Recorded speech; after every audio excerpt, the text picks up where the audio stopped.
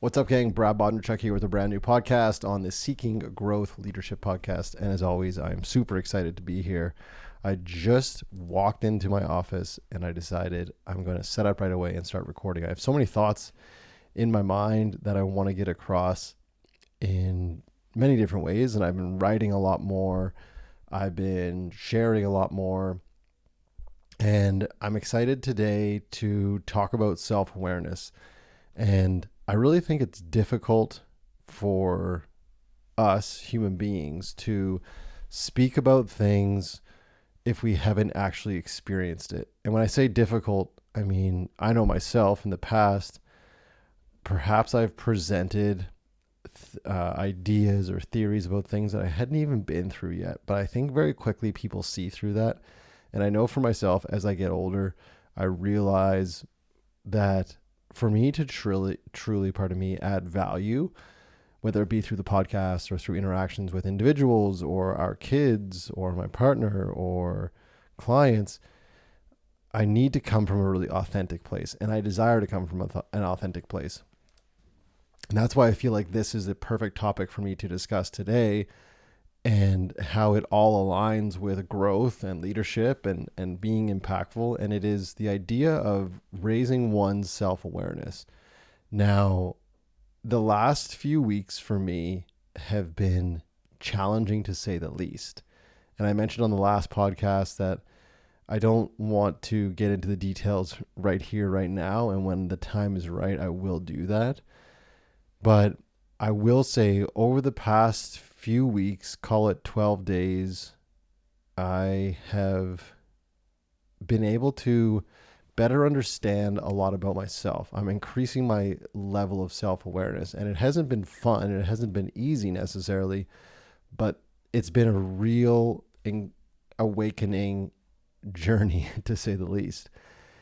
And the reason I thought it was beneficial for me to come on and share this today and what it's looked like for me is because I feel through the books that I'm reading, through the leaders that I've been exposed to, either working with them, meaning I am working with them and their teams and I'm coaching them, or working with them, I've been an employee on their team.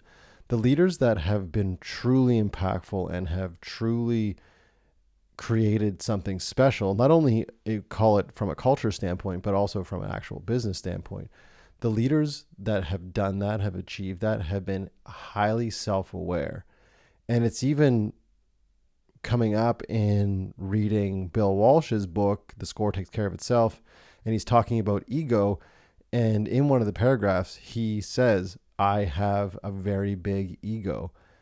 That couldn't have been easy for him to write, but what a beautiful share that he was open to putting down in his book. And it was him, in my opinion, that's him being highly self-aware. That's him saying, I know that I have an ego. And he obviously goes on to show the difference between egotistic and ego and egotism, and how it can be beneficial at times and how it can hinder you. But I love what he displayed, and what he displayed was a level of self-awareness, so much so that it isn't about why he is great. It's potentially about a weakness of his. And I think this is something that I am realizing now, is that I have weaknesses. And for so long, it showed up in my life and in my business, where I try to mask those weaknesses in hopes that you like me, in hopes that my client likes me, in hopes that it's going to give me something outside of me.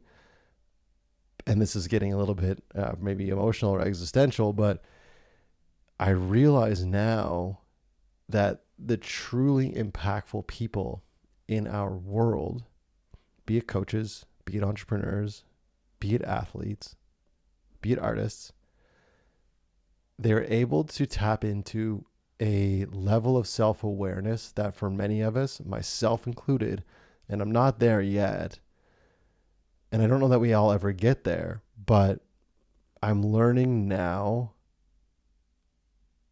the importance of a high level of self-awareness. And I'm also learning now how expensive it is to not be self-aware, and how painful it can be for those around you if you're not self-aware. And while I think I have done and do and will do great things, I've also made mistakes. I've also underperformed. I've also overpromised, underdelivered. All of these things are true.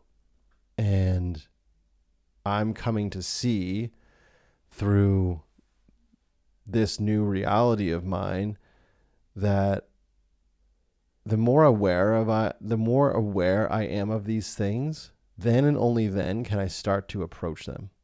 And I feel like at times I have this inner voice that really is a harsh critic at times. And he'll say, "What are you doing?" Meaning, get more aware. What you're doing right now is not in alignment at all with what you say you want to be achieving or want to be, or how you want to be showing up.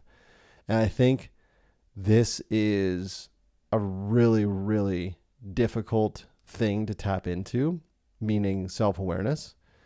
And some of us will require, like I do at times, whether it be through friends or through my partner or even our kids, or whether it's through someone professionally, is to help us see where we are falling short. Help us to see some of our weaknesses. Help us become self-aware. And I'm thinking of a couple leaders that I've had the privilege of working with and who I truly do respect, how they are so used to living in these echo chambers of everyone telling them that they're great, that they accept that for their truth, and very infrequently find themselves seeking growth. Very infrequently find themselves asking themselves in a mirror, how am I showing up? As a leader, as a partner, as an owner, whatever it may be. And I don't judge them. I don't think any different of them. But I really feel like part of my offering moving forward, when I engage with any new clients, there will be some time given to how do we show up? Meaning, you tell me, how self-aware are you? And then we can assess your assessment, and we can really match it against perhaps your team's assessment of you, or your family's assessment of you, or friend, whatever it may be. But I feel like ignorance, especially in leadership and in where I'm at today personally, it's so costly. And I don't want that for anyone. I want for you, if you are interested in it, I want for you to seek a higher level of awareness and ask yourself, am I living in alignment with my goals? Am I living in alignment with my vision? Am I the leader that I proclaim to be? And what am I basing that off of? Am I basing that off of what I think and what I feel, or am I truly seeking feedback from the stakeholders that are so important to me and for me? And if it is all internal, I find that to be difficult to accept as, quote unquote, the reality, and myself as well. Like, it's not easy. It's not easy to have others help you become self-aware and show you where you're weak. And really what it looks like is you seek advice, or you don't. People just give it to you, which is, not uncommon. And then you have a choice. You have a choice to be self-aware about that feedback. Is there some truth to this? Oh, wow. I didn't actually think that I was condescending, or I didn't think that I was unapproachable, whatever it may be, or I didn't think I was stuck in my ways, but maybe I am. I mean, 5 of my 10 employees or 5 of my 7 team have said this. So maybe I should look into this a little bit. And it's not about beating yourself up. That's not what I've done over the past few weeks. It's just about becoming more self-aware and going, interesting. I hadn't thought of that. Now I can see it. And then it's just about accepting it and moving through it. And that's not easy, but at least you are aware. And at least you can say, hands up, you know what? I'm sorry. I really, really apologize that I've been showing up this way. And I'm now aware of it. And I'm willing and wanting to change. Again, that's completely up to you. And some people don't. But for myself, as much as I really at times want to avoid it, like a cold shower or like getting up in the morning and going out for a walk, I know it's what's best for me. And I know that's where my growth is. And it isn't easy and it isn't fun. And that's just the reality. But through it, on the other side of it, is what I do get high off of, what I do really love. And it's what I love in regards to the work with my clients. I love breaking through, and breaking through can be painful, and it likely will be. But like I said today on my morning walk, and I shared it on my Instagram stories, was show me someone who's done something of any sort of value in our world that hasn't experienced some sort of adversity or setback.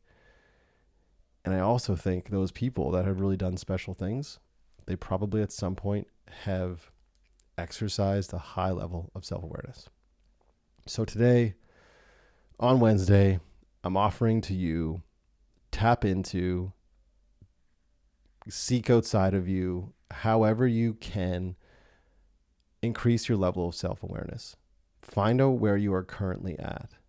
Are you really falling victim to your own story and believing everything that you think? Or are you actually seeking some input from those outside of you to say, maybe I'm not as good as I thought I was? And that's not a bad thing, because then that gives you an opportunity to see where there is an opportunity for you to strengthen and become more valuable to yourself and to those around you. That is it for me.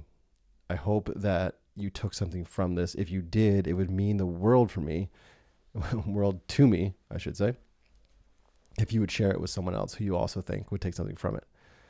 Otherwise, have a fantastic day. Be ridiculously good to yourself. Be ridiculously good to each other. Seek growth. Be good and do good. Peace.